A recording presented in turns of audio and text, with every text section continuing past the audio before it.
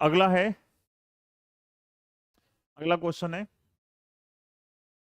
Light of wavelength 550 nanometre, lambda given है 550 nanometre, is incident as parallel beam on a slit of width 0.1 mm। तो क्या क्या given है again question में?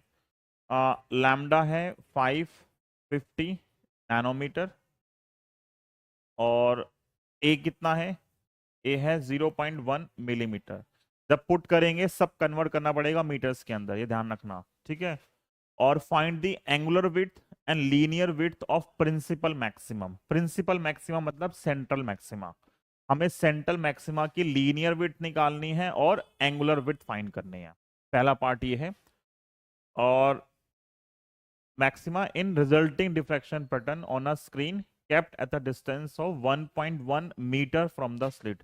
तो डी की वैल्यू है वो कितनी है? 1.1 मीटर। और इसके बाद बोला है which of the two width would not change if screen were move to a distance of 2.2 metre from the slit. Screen को दूर ले गए तो ऐसा करने से कौन सी चीज नहीं बदलती है, हमें आंसर करना है, ठीक है। तो देखो हम पहले पार्ट में आंसर करते हैं लीनियर विड्थ। प्रिंसिपल मैक्सिमा की लीनियर विड्थ का जो फॉर्मूला होता है 2x, वो था twice of lambda D by A. क्या था? Twice of lambda D by A.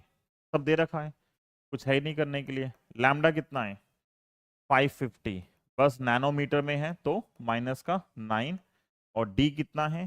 D है 1.1, और नीचे ए, ए कितना है? 0.1 mm है, तो माइनस का 3, माइनस का, ठीक है। तो अब देखो कितना आसान सही हो गया सोल्व करने के लिए। 0.1 तो कितना हो गया? -1 ही हो गया पावर, और ये -3 और एक ये -4।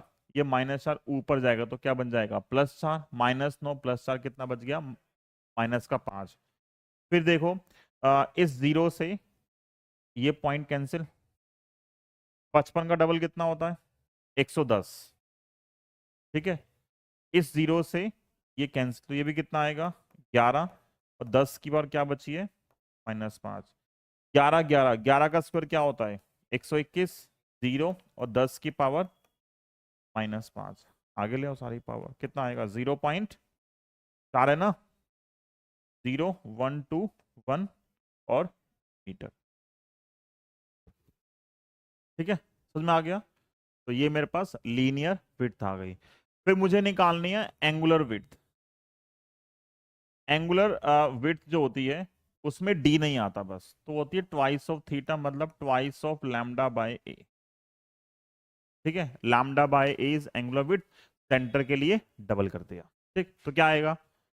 ट्वाइस ऑफ लैम्डा, लैम्डा कितना है अगेन? 550 नैनोमीटर, -9, और ए कितना है? 10 की पावर, अब मैं -4 लिख सकता हूँ, सेम मैंने वहां पे यूज कर लिया डायरेक्टली, ठीक है।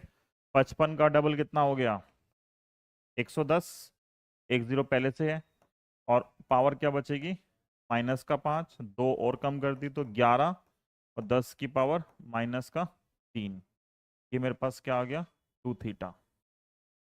कुछ और गड़बड़ है? ये सही है? सही है, क्योंकि एंगल की जो स्टैंडर्ड यूनिट है वो क्या होती है? तो ये किस में आएगा फिर? रेडियन में आएगा। समझ में आ गया?